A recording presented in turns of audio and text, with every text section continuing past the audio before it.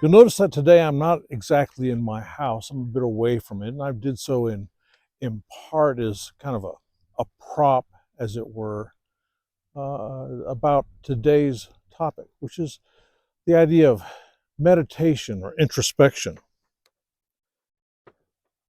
In Mark chapter 1, verse 35, we read, "And rising very early in the morning, while it was still dark, he departed and went out to a desolate place, and there he prayed." Mark chapter 1, verse 35, English Standard Version. Our modern experience of Christianity, especially here in the West, does not normally include meditation. We seem to have walked away from this biblical practice. Perhaps we walked away from it because we're concerned about being like the Eastern mystics.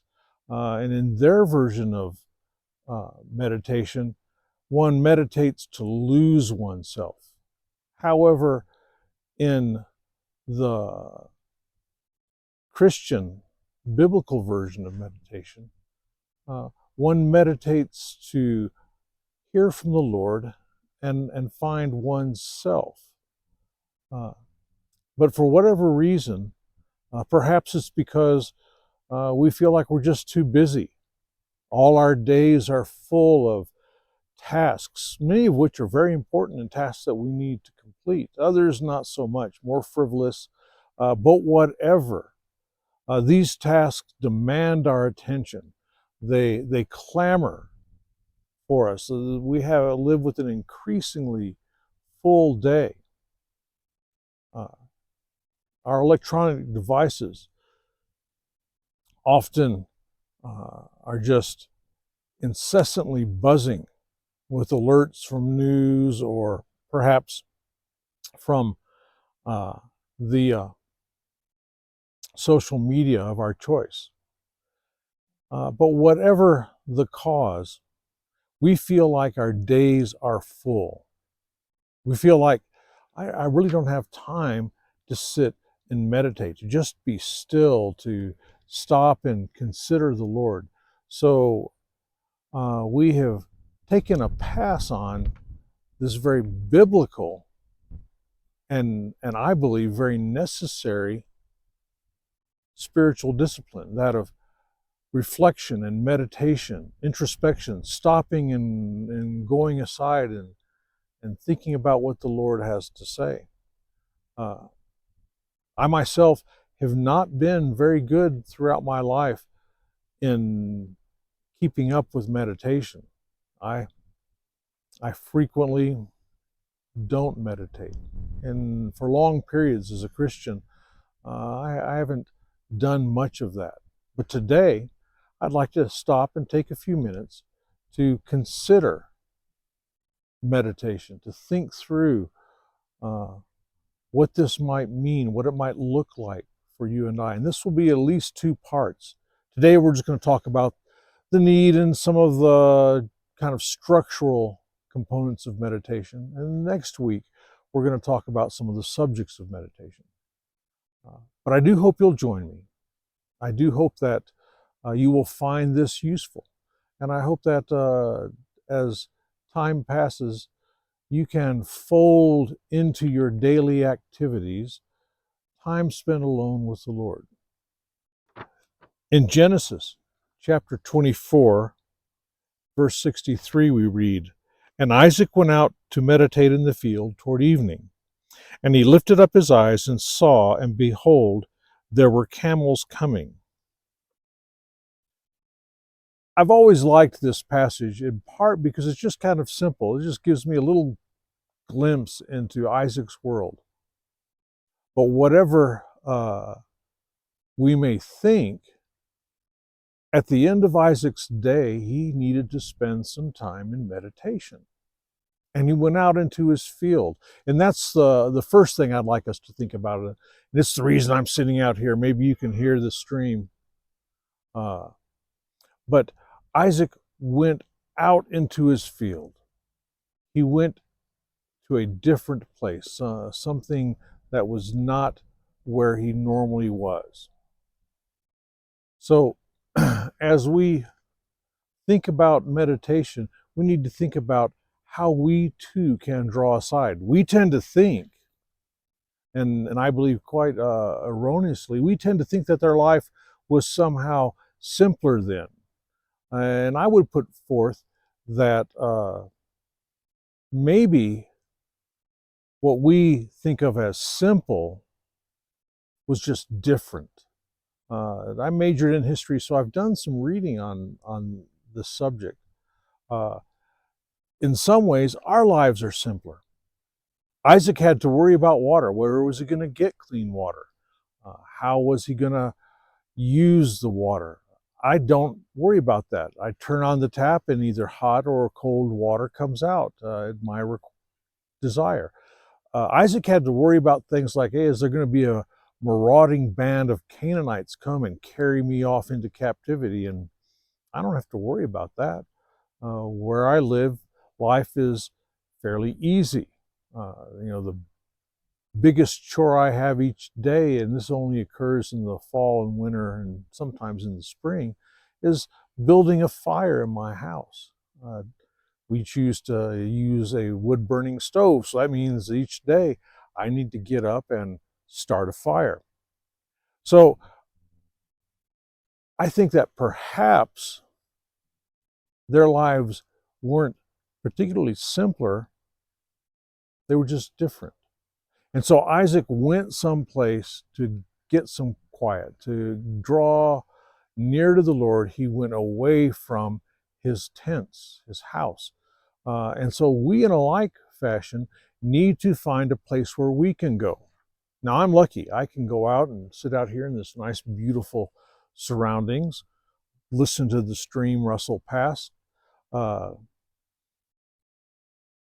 You may not live close to that. You may live in a very crowded place.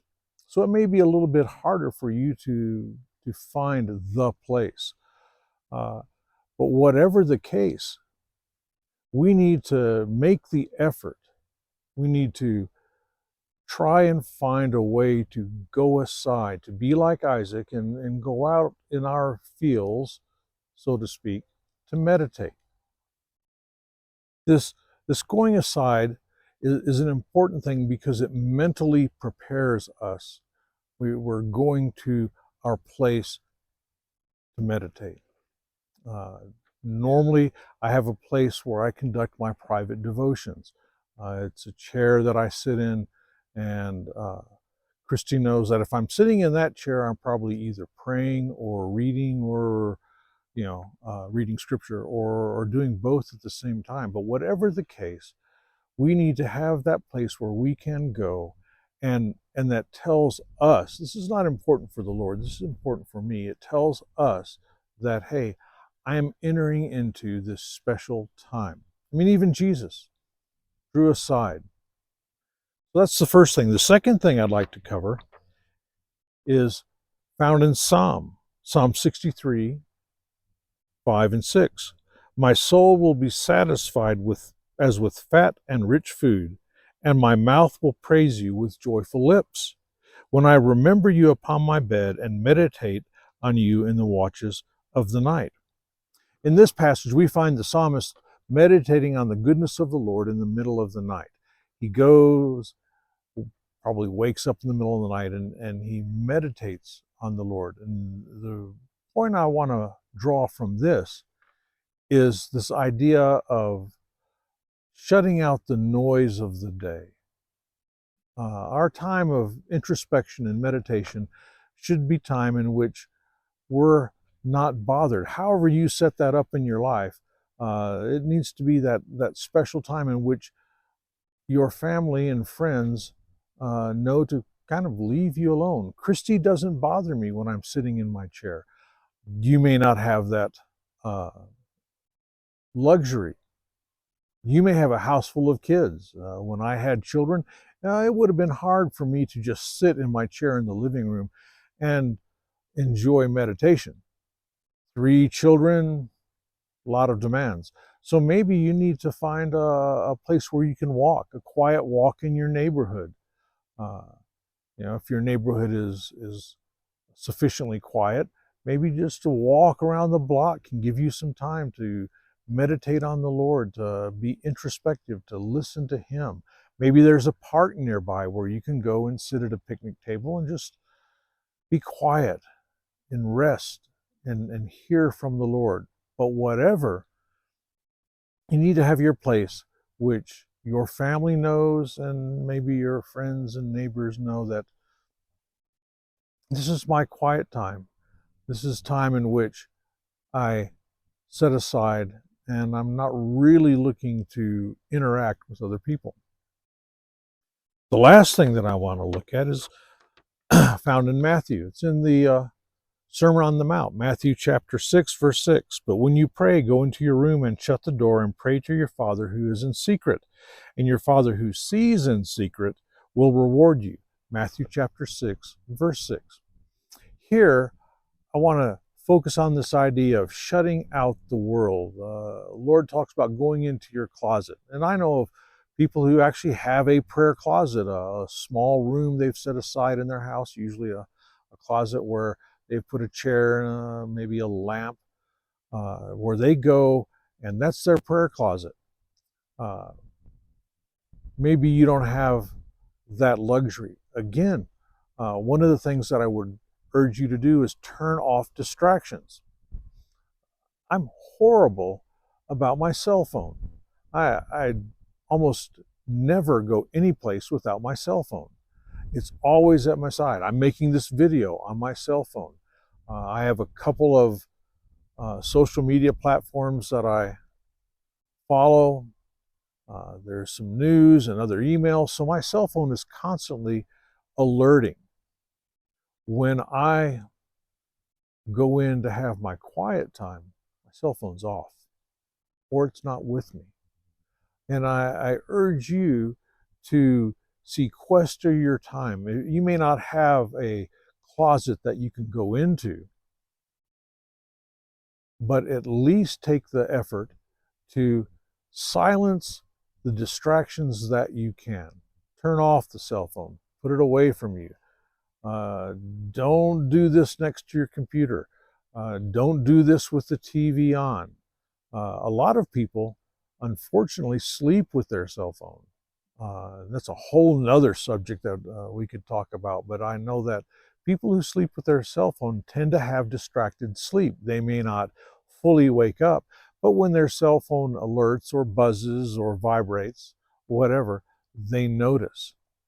So one of the things that we need to do if we're going to meditate, we're going to be introspective, seek to hear from the Lord, is we need to turn off all those electronic and other distractions to be as quiet as we can. And that's very important. When we're contemplating the Lord, when we're getting ready to meditate, we need to do several things.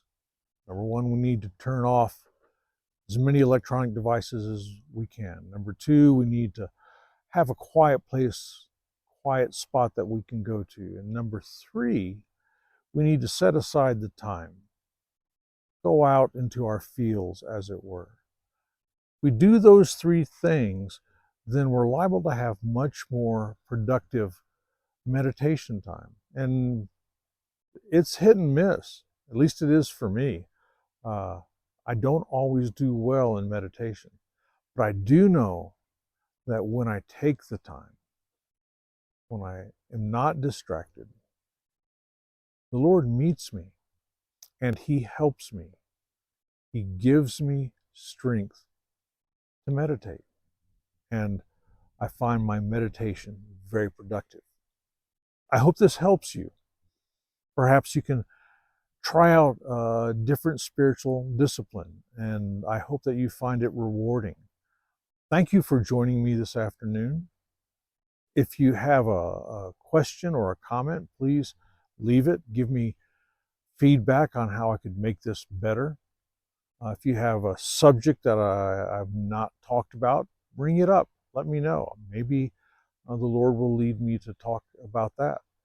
But whatever, thank you for joining me and have a good afternoon.